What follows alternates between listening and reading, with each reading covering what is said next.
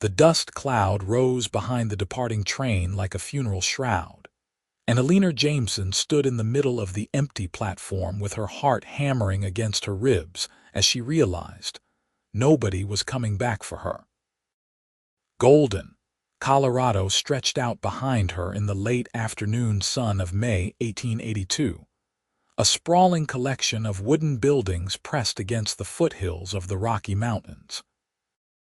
Eleanor clutched her carpetbag tighter, watching the train grow smaller on the horizon, carrying her aunt and uncle toward Denver without her. She had stepped off to purchase a newspaper from the platform vendor, thinking she had time, but the whistle had blown early and the conductor had not bothered to count heads. The realization settled over her like ice water.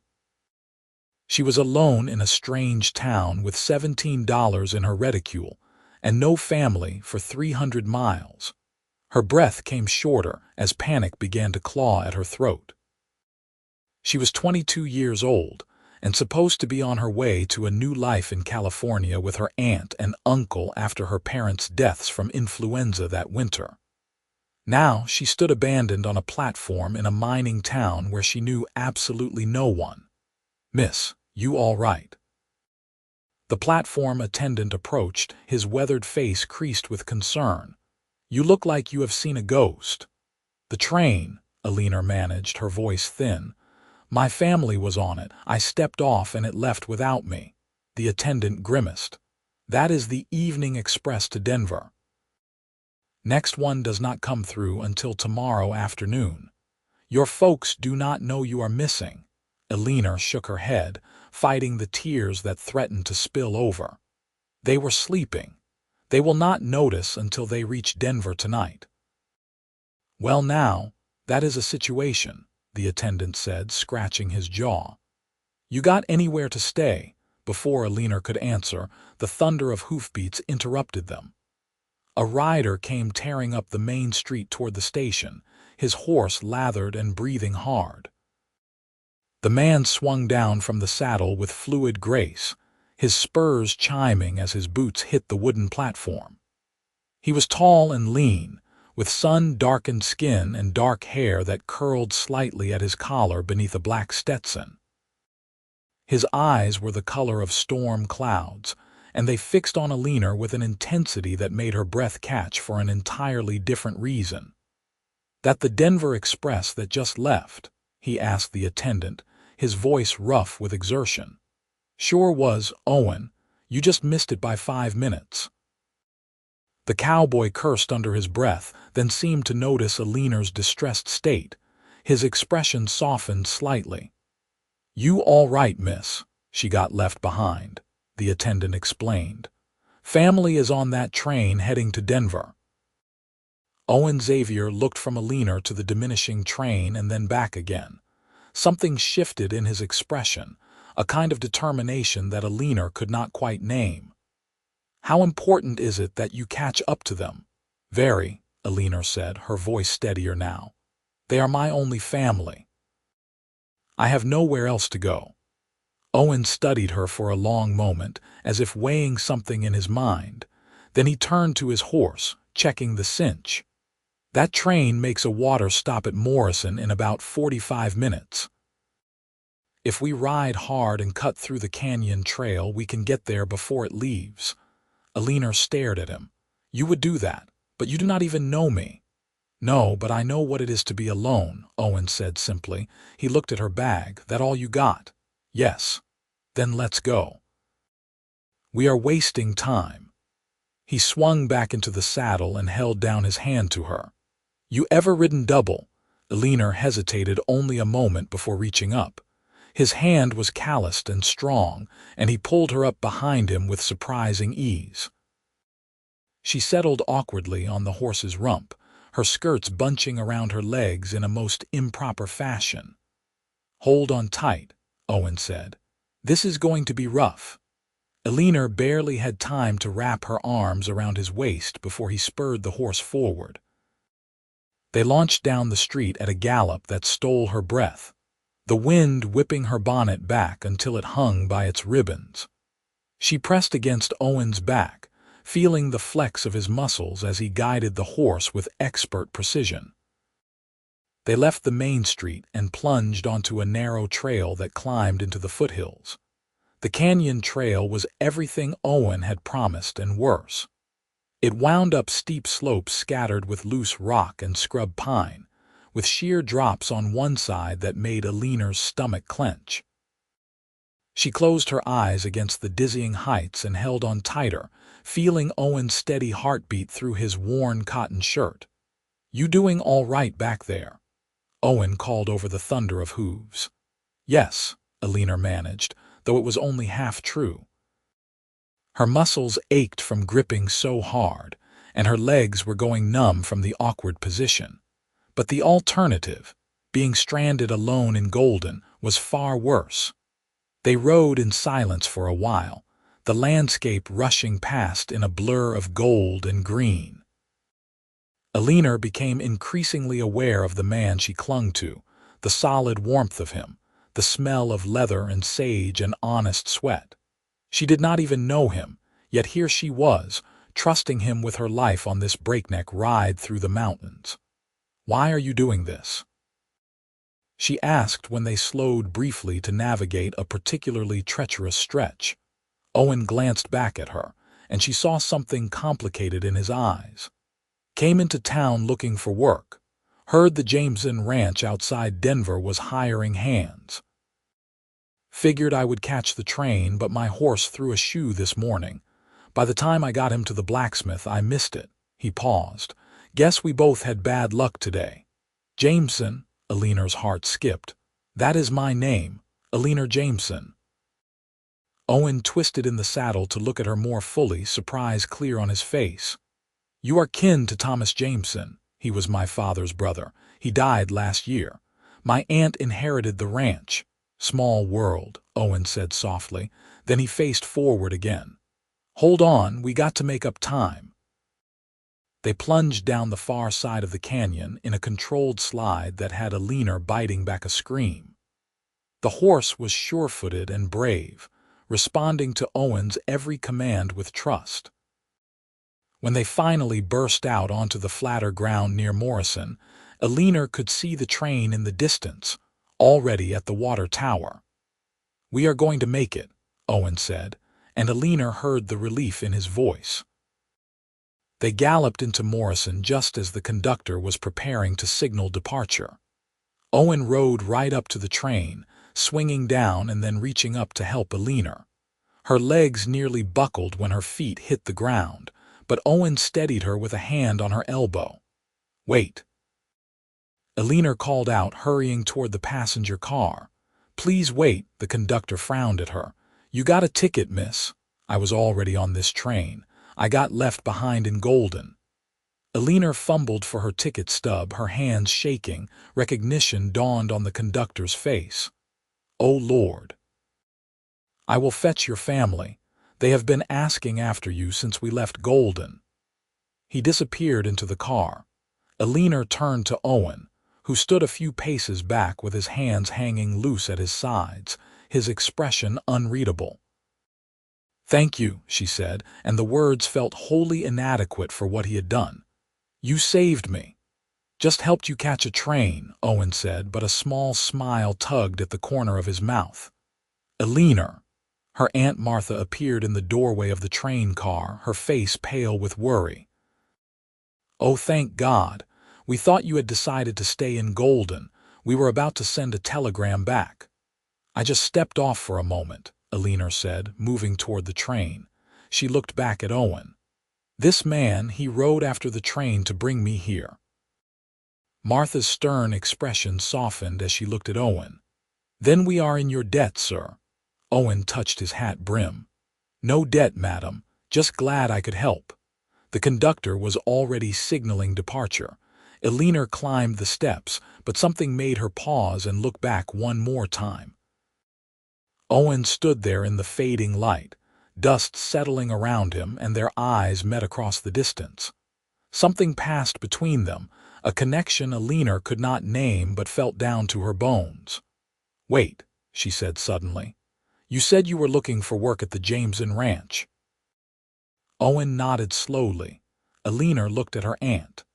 Aunt Martha, this is Owen Xavier. He was trying to catch this very train to come to our ranch for work.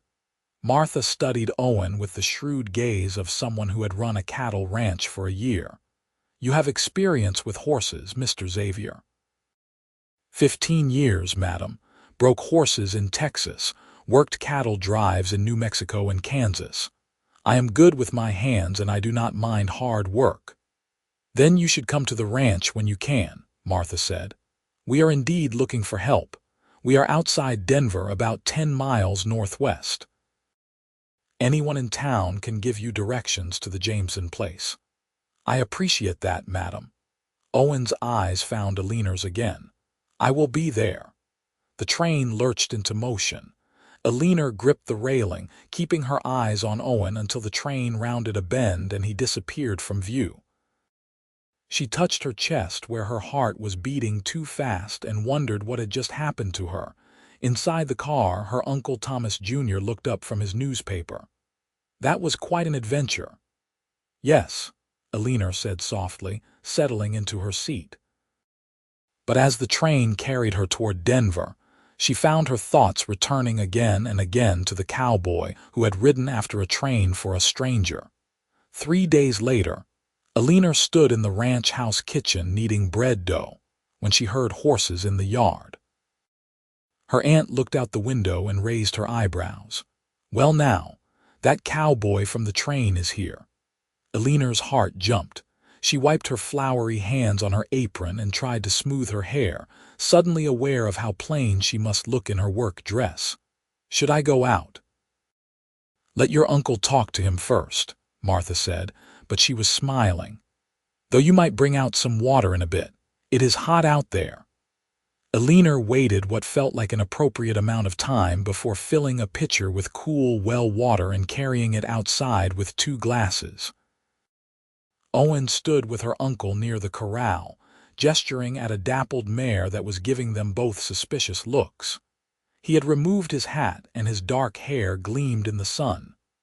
Thought you might be thirsty, Eleanor said, approaching with the tray. Both men turned.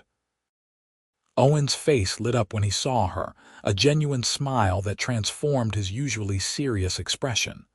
Miss Jameson, good to see you again. And you, Mr. Xavier. Eleanor poured water for both men, very aware of Owen's eyes on her. Did you have trouble finding the place? No trouble at all. Owen accepted the glass, his fingers brushing hers briefly. The contact sent a spark up her arm. Your uncle was just explaining what needs doing around here. Thomas Jr. drank deeply and wiped his mouth.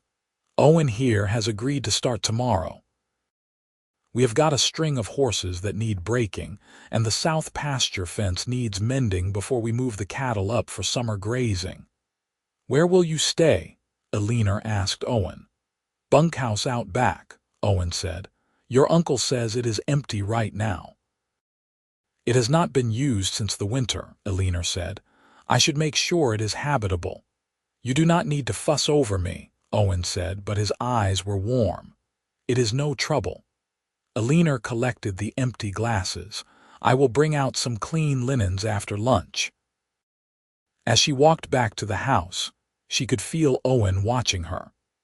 The sensation was not unwelcome. Over the following weeks, Eleanor found herself increasingly aware of Owen's presence on the ranch. He was as good as his word, working from dawn to dusk with a quiet efficiency that impressed even her critical uncle. He had a gift with the horses, a patience and gentleness that had the wildest mustang settling under his hands. Eleanor often found excuses to be near the corrals when he was working, watching him move with fluid grace in the saddle. They fell into an easy pattern. Eleanor would bring him water in the afternoon, and they would talk for a few minutes while he rested. She learned that he was 26, that he had grown up on a small ranch in Texas until his parents died of typhoid when he was 17. He had been on his own since then, drifting from job to job, never staying anywhere long. You ever get lonely? Eleanor asked one hot afternoon in June, sitting on the corral fence while Owen worked with a young gelding. Owen considered the question, his hand steady on the lead rope. Sometimes, but loneliness is not the worst thing. Getting attached to places and people, that is harder. Because eventually you have to leave. Why do you have to leave? He looked at her then, and something raw showed in his eyes. Because nothing lasts. Better to keep moving than to stay somewhere until you are not wanted anymore. That is a sad way to live, Eleanor said softly. Maybe. Owen returned his attention to the horse. But it is the only way I know. Eleanor wanted to argue, to tell him that he could stay, that he was wanted here, but she held her tongue. They had only known each other a few weeks. She had no right to ask him for anything. But as June melted into July, Eleanor could not deny that her feelings for Owen were growing into something deeper than friendship. She found herself watching for him in the mornings, her heart lifting when she saw him stride out to the barn. She noticed everything about him. The way he pushed his hair back when he was thinking, the rare smile that made her stomach flutter, the kindness in his eyes when he looked at her. She was falling in love with him, and the realization terrified her. One evening in mid-July, Eleanor was hanging laundry when Owen appeared around the corner of the house. He stopped short when he saw her, and she was struck by the intensity of his expression. "Eleanor," he said, then seemed to catch himself. "Miss Jameson, I am sorry, I did not mean to be forward." "It is all right," Eleanor said, her heart hammering. "You can call me Eleanor." Owen stepped closer, twisting his hat in his hands. "I have been meaning to talk to you." "About what?" He took a breath, as if steeling himself. "About the fact that I cannot stop thinking about you. About how every time I see you my day gets better. About how I have been in one place longer than I have been anywhere in 5 years because I cannot stand the thought of leaving you." Eleanor's breath caught. "Owen." "I know I have got no right," Owen continued, his words coming faster now. "I am just a ranch hand with nothing to my name but a horse and a saddle. You deserve someone better, someone who can give you a real home and security. But I cannot keep pretending that I do not feel what I feel." Eleanor set down the laundry basket and moved toward him. "And what do you feel?" Owen looked at her with such naked emotion that it made her chest ache. "I am falling in love with you, Eleanor. Maybe I have been since the moment you wrapped your arms around me on that ride to Morrison." Joy bubbled up inside Eleanor like a spring. "Then we are in the same situation, because I have been falling in love with you too." The relief and wonder that washed over Owen's face was beautiful to see. He reached out and took her hand, his calloused fingers gentle around hers. "I do not know how to do this right. I have never felt this way about anyone before." "Neither have I," Eleanor admitted. "We will figure it out together." Owen lifted her hand to his lips and kissed her knuckles, a gesture so tender that tears pricked Eleanor's eyes. "I want to do right by you. I want to be worthy of you." "You already are," Eleanor said. She reached up with her free hand and touched his face, feeling the rasp of his beard stubble against her palm. "You rode after a train for a stranger. You work harder than anyone I have ever known. You are kind and honest and good. You are worthy, Owen." He turned his face into her palm and closed his eyes. When he opened them again, they were bright with unshed tears. "I have been alone for so long. I did not think I would ever find someone who looked at me the way you do." "How do I look at you?" "Like I am worth something," Owen said quietly. "Like I am home." Eleanor's throat tightened. "You are home. This can be your home if you want it." Owen pulled her into his arms then, holding her against his chest with a fierce tenderness that made her feel safe and cherished and entirely his. She wrapped her arms around him and breathed in the scent of him, sunshine and leather and something uniquely Owen. They stood like that for a long moment, and Eleanor felt something settle inside her, a rightness she had never experienced before. This man, this unexpected gift who had ridden into her life when she needed him most, was the person she was meant to find. When they finally pulled apart, Owen kept one arm around her waist. "I should talk to your uncle. Do this properly. He likes you," Eleanor said. "He will say yes." "You sound very sure." "I am." Eleanor smiled up at him. "My aunt has been making pointed comments about what a good worker you are and how dependable you are for weeks now. I think she has been hoping for this." Owen laughed, a sound that transformed his whole face. "Then I guess I better not keep her waiting." He spoke to Thomas Jr. that evening after dinner. Eleanor waited in the kitchen with her aunt, her nerves stretched tight despite her earlier confidence.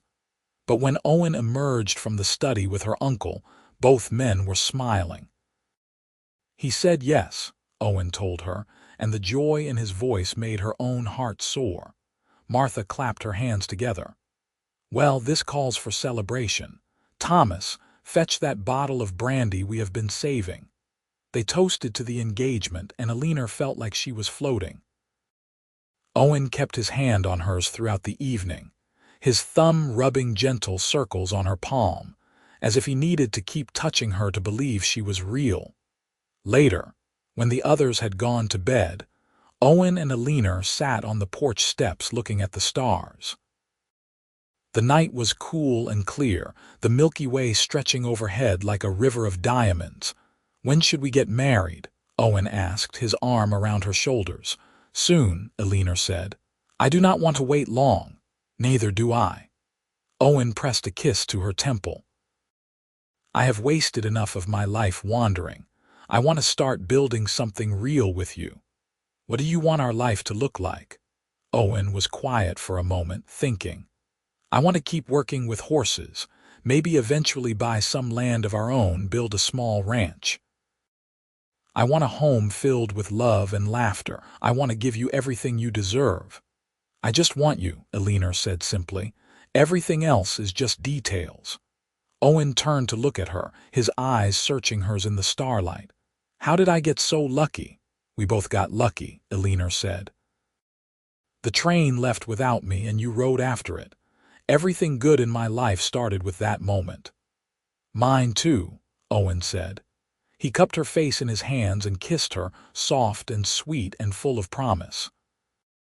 Eleanor melted into him, her hands fisting in his shirt as she kissed him back with all the love and longing she had been holding inside.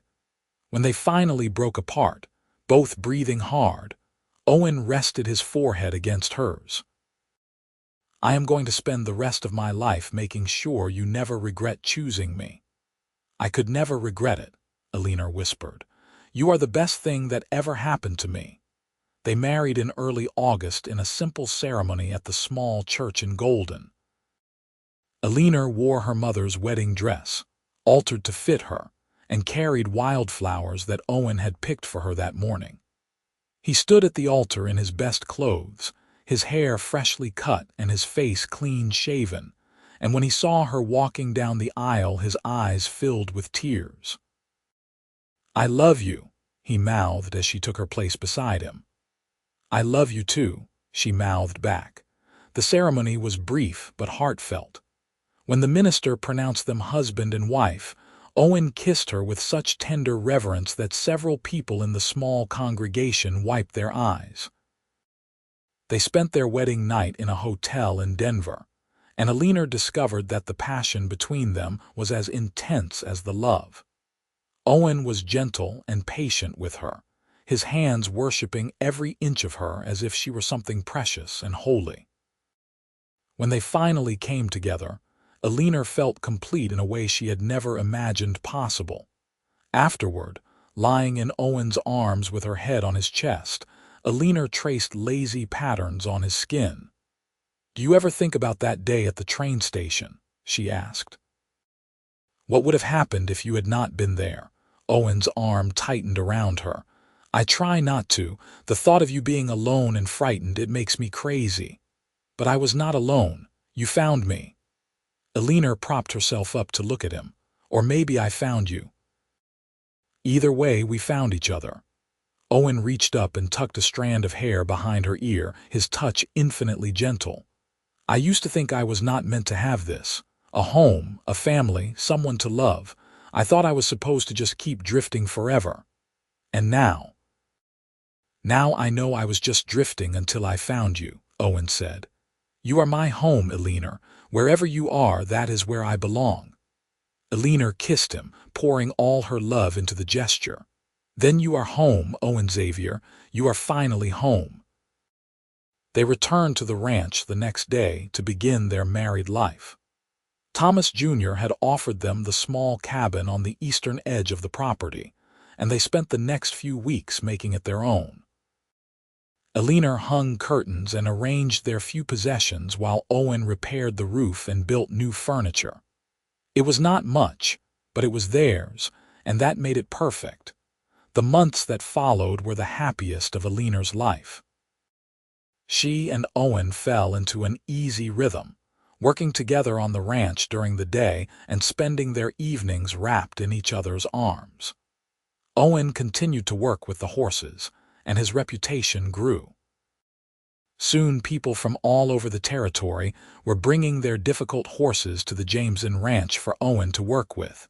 You should start your own operation, Eleanor told him one evening in October as they sat by the fire. People would pay good money for your skills. Owen looked thoughtful. I have been thinking about that. Your uncle mentioned there is a piece of land adjacent to this property that might be for sale.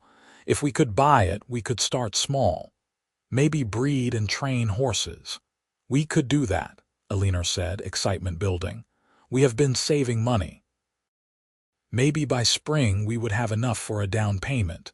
You would want that? Owen asked. It would be a lot of work. I want to build something with you, Eleanor said. I want us to have our own place, something we create together. Owen pulled her into his lap and kissed her thoroughly. Have I mentioned lately that I love you?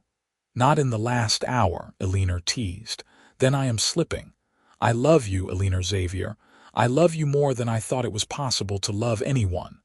Eleanor rested her head on his shoulder, perfectly content. I love you too. So much it scares me sometimes. Why does it scare you?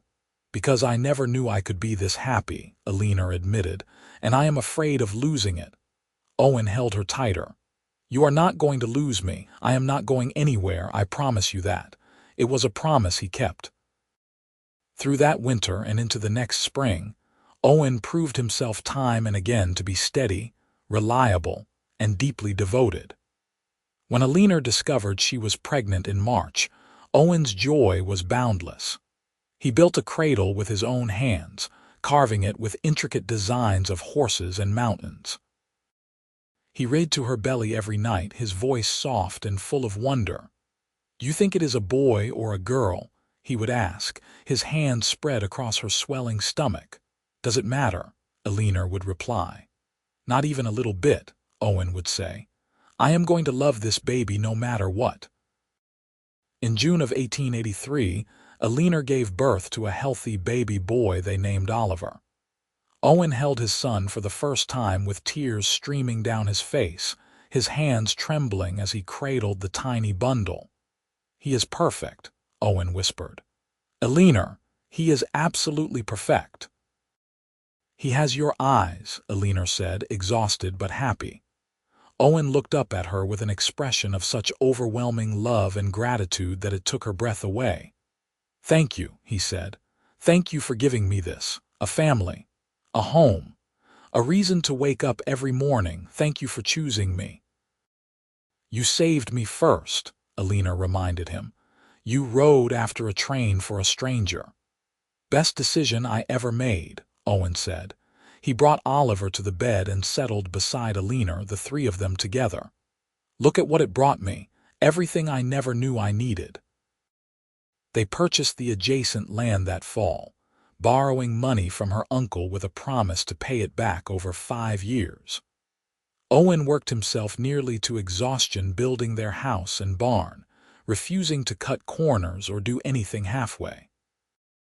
By the time winter set in, they had a sturdy ranch house and a good barn, ready for the horses they planned to acquire come spring. The years that followed were not always easy. There were lean times when the money ran thin, and they had to make difficult choices. There were losses, including a mare that Owen had particularly loved who died foaling. There were injuries, times when Owen came home bruised and battered from a particularly difficult horse. But through it all, their love never wavered. Eleanor gave birth to a daughter they named Emma in 1885, and another son named Ethan in 1888. The house filled with the sounds of children laughing and playing, and Owen proved to be as patient and loving a father as he was a husband. He taught Oliver to ride almost as soon as the boy could walk, and was endlessly gentle with Emma's 1,000 questions, and rocked Ethan to sleep every night singing old cowboy songs in his rough voice. The ranch prospered. Xavier Horse Ranch became known throughout Colorado for producing quality animals, and for Owen's skill at training even the most difficult horses. They hired help as the operation grew, and by 1890 they had 4 steady hands working for them. One evening in late summer of 1891, Eleanor and Owen sat on their porch watching the sunset paint the mountains gold and purple. The children were in bed, and the ranch was quiet except for the distant sound of horses moving in the pasture. "You remember the first time we sat together like this?" Eleanor asked, her hand in Owen's. "On your aunt and uncle's porch, right after I asked you to marry me," Owen said. "How could I forget? That was 9 years ago." Eleanor shook her head in wonder. "It feels like yesterday and a lifetime ago all at once." Owen lifted her hand to his lips and kissed it, a gesture that had become his signature over the years. "Best 9 years of my life. Every single day with you has been a gift. Even the hard days, especially the hard days," Owen said, "because we got through them together." Eleanor leaned her head on his shoulder. "Do you ever think about what your life would have been like if you had not been at that train station that day?" Owen was quiet for a moment. "Sometimes, I think I would have just kept drifting. Working different ranches, never putting down roots, never letting myself care about anything or anyone. I would have been alive, but I would not have been living." "I think about it too," Eleanor admitted. "If you had not ridden after that train, if you had just let me figure it out on my own, I would have been fine eventually. I would have caught the next train and reunited with my aunt and uncle. But I never would have met you. I never would have had this life." "Everything happens for a reason," Owen said softly. "You were forgotten when that train left and I rode after it, and that changed both our lives forever. For the better," Eleanor said firmly, "definitely for the better." Owen pulled her closer. "I love you, Eleanor. More now than even on our wedding day, and I loved you completely then." "I love you too," Eleanor said. "Thank you for riding after that train. Thank you for bringing me back. Thank you for giving me the most beautiful life I could have imagined." They sat together as the stars came out, comfortable in the silence that came from years of knowing each other completely. Inside the house, their children slept peacefully. Around them, the ranch they had built together stood solid and thriving. And in their hearts, the love that had begun with a cowboy's impulse to help a stranger had grown into something unshakable and eternal. 2 more children joined their family over the next years, twins named Olivia and Oscar in 1893. The house burst at the seams with life and love and noise. Owen expanded the ranch house, adding more bedrooms and a larger kitchen where Eleanor could cook for their growing brood. The children grew up with horses the way other children grew up with toys, and all of them inherited their father's natural gift with animals. By 1900, Oliver was 17 and working full-time on the ranch beside his father. Emma was 15 and as beautiful as her mother, with a sharp mind for business that meant she handled all the ranch's books. Ethan was 12 and already showing signs of being an even better horseman than his father. The twins were 7 and still young enough to believe their parents could do anything. One afternoon in May, exactly 18 years after the day Eleanor had been left at the train station, Owen and Eleanor took a trip back to Golden. They left the children in Oliver's capable hands and rode together into town, something they rarely did anymore with the demands of the ranch and family. They stopped at the train station and stood on the platform where they had first met. The station had been upgraded over the years, but the bones of it were the same. "Right there," Eleanor said, pointing. "That is where I was standing when I realized the train was not coming back for me. And I came riding up like a madman," Owen said, smiling at the memory. "My horse was so lathered I thought he might collapse. You looked very dramatic," Eleanor teased. "Very heroic." "I was terrified," Owen admitted. "I saw you standing there looking so lost, and something just grabbed hold of my heart. I knew I had to help you. It did not even feel like a choice." Eleanor slipped her hand into his. "Best non-choice you ever made." "Absolutely." Owen pulled her into his arms right there on the platform, not caring who saw. "Marrying you, building our ranch, raising our children, it has all been the greatest adventure of my life. And it all started right here, with me riding after a train to help a beautiful woman in distress." "You saved me that day," Eleanor said. "In more ways than one. I was so lost after my parents died. I did not know who I was or what I wanted. Then you came along and showed me what it meant to be loved, to have a partner, to build something meaningful." "We saved each other," Owen corrected. "You gave me a reason to stop running. You gave me a home and a family and a purpose. Before you, I was just existing. With you, I finally started living." They kissed there on the platform as a train pulled in, the whistle blowing just like it had 18 years ago. But this time, neither of them was being left behind. They were exactly where they were supposed to be together. That evening, they had dinner at the hotel in Golden before heading back to the ranch. As they sat across from each other, Owen reached across the table and took Eleanor's hand. "I have been thinking," he said. "Oliver is practically running the ranch already. Emma handles all the business. Maybe in a few years we could do some traveling, see some of the places we have always talked about." Eleanor's eyes lit up. "Really? You would want to do that? With you, I would go anywhere," Owen said simply. "I spent the first half of my life wandering because I had nowhere to belong. Now I want to see the world with the woman I love, knowing we always have a home to come back to." "I would like that," Eleanor said softly. "I would like that very much. But the traveling would have to wait. In the years that followed, there were weddings to plan and grandchildren to welcome. Oliver married a sweet schoolteacher named Sarah and gave them 2 grandsons. Emma wed a banker from Denver who absolutely adored her and treated her like a queen. The younger children grew into fine young adults, each finding their own path while staying close to the family. Through it all, Owen and Eleanor remained the heart of the family. They were the example the children looked to, the proof that true love existed and endured.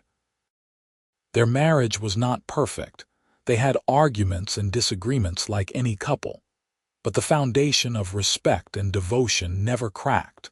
On their 30th wedding anniversary in 1913, the entire family gathered at the ranch for a celebration. The house overflowed with children and grandchildren, with laughter and music and love. Owen and Eleanor stood at the center of it all, their hands clasped, watching the legacy they had created together. 30 years, Eleanor marveled. "How is that possible?" "Because time flies when you are happy," Owen said. He looked around at their family, his eyes suspiciously bright. "Look at what we made, Eleanor. Look at all these people who exist because we found each other." "Because you rode after a train," Eleanor reminded him. Owen laughed and pulled her close. I am never going to live that down, am I? Never, Eleanor said firmly. It is our origin story, how the lonely cowboy saved the forgotten girl and they lived happily ever after. We are not done yet, Owen pointed out. Still plenty of living left to do. And live they did. They finally took their trip when Owen was 60 and Eleanor was 56, traveling to San Francisco and seeing the ocean for the first time. They held hands like young lovers as they walked along the beach, marveling at the vastness of the Pacific. It is beautiful, Eleanor said, watching the waves crash against the shore. Not as beautiful as you, Owen said, and after more than 30 years of marriage he could still make her blush. They returned home to the ranch, to their family and the life they had built. The years continued to pass, marked by birthdays and holidays, and the everyday moments that made up a life well lived.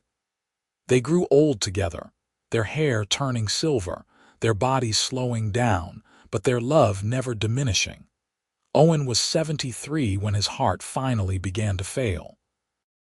The doctor said it was simply worn out from a lifetime of hard work and hard living. Eleanor refused to leave his side, sitting by his bed in the room they had shared for decades, holding his hand like she had done thousands of times before. I am not ready, she told him through her tears. I am not ready to let you go. Owen squeezed her hand weakly.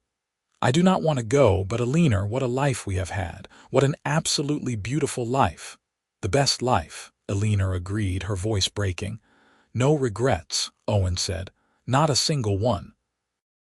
Every choice I made led me to you, and that made everything worth it.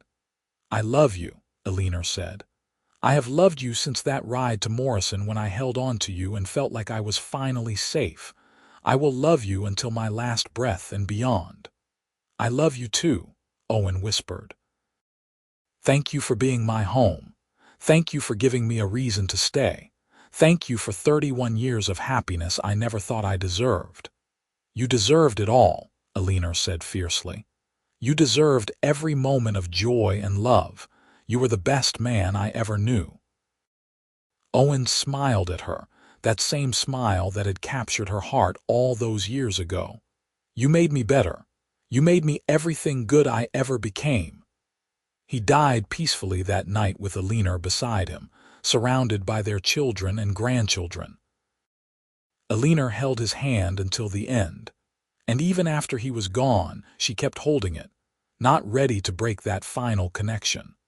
The funeral was massive, people coming from all over Colorado to pay their respects to Owen Xavier.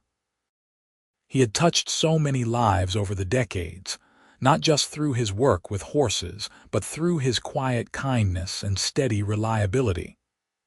Person after person told Eleanor stories of how Owen had helped them, taught them, supported them. He was one of the finest men I ever knew, Thomas Jr. said at the service, his own voice thick with emotion. He rode into our lives by accident and became family by choice. We are all better for having known him. Eleanor lived another 5 years after Owen's death. She stayed on the ranch, surrounded by family, but everyone could see that part of her had left with her husband. She would often sit on the porch in the evening, looking out at the mountains, and the family knew she was remembering all those evenings she had sat there with Owen. Do you miss him terribly? Emma asked her one day. Every moment of every day, Eleanor said honestly, but I also feel grateful for every moment we had. 50 years ago, I was a scared girl left behind at a train station, and a kind cowboy rode after the train to help me. That one act of compassion gave me a lifetime of love. How many people can say that? Not many, Emma agreed, squeezing her mother's hand. I am ready to go to him now, Eleanor said softly. I have watched all of you grow into wonderful people. I have held my great-grandchildren. I have lived a full and beautiful life. And now I am ready to be with your father again. Eleanor passed peacefully in her sleep on a cool October night in 1918, just shy of her 71st birthday. The family buried her beside Owen on a hill overlooking the ranch, beneath a headstone that read, "Eleanor and Owen Xavier, two hearts that found each other when one was forgotten and one rode after hope, together forever."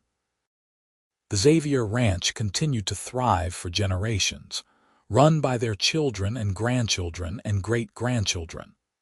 The story of how it all began, of the cowboy who rode after a train to save a forgotten girl, became family legend. It was told at every gathering, passed down through the years as a reminder that love could come from the most unexpected places, that a single act of kindness could change everything. And somewhere, in whatever comes after, Owen and Eleanor were together again, holding hands and watching over the family and legacy they had created, proof that true love never dies. It just transforms into something eternal. The ranch still stands today, a testament to what two people can build when they find each other at exactly the right moment. Visitors who come for the renowned horses sometimes ask about the grave on the hill, about the couple buried there.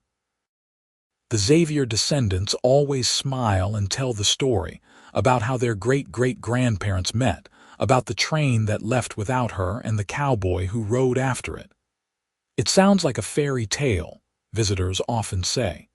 "It was real," the family always replies. It was real, and it was beautiful, and it is the foundation of everything we are. Because that is what true love does.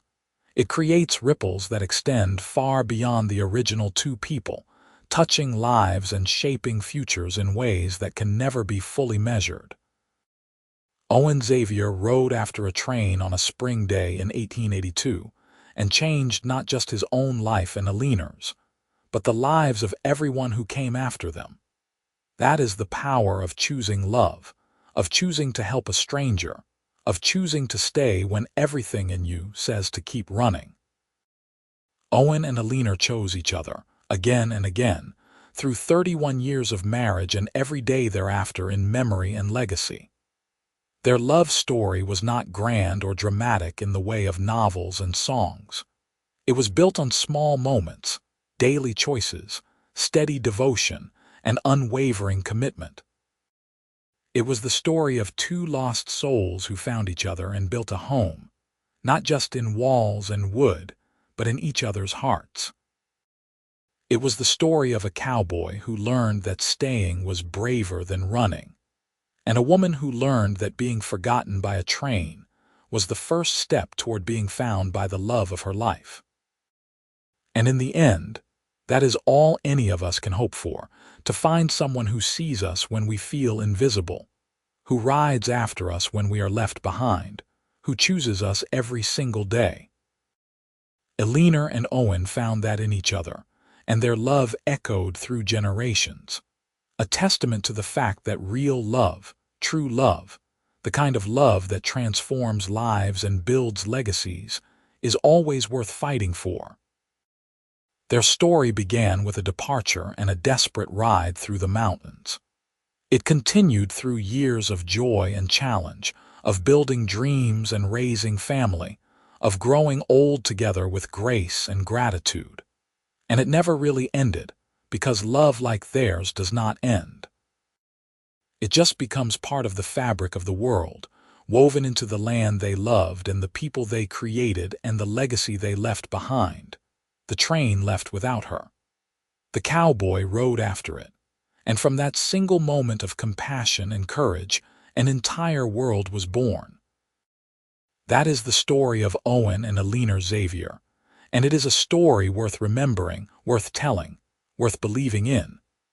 Because it reminds us that we are never truly forgotten as long as there is someone willing to ride after us, to bring us home, to love us completely. And somewhere in the Colorado mountains, on a ranch that still bears their name, their love lives on.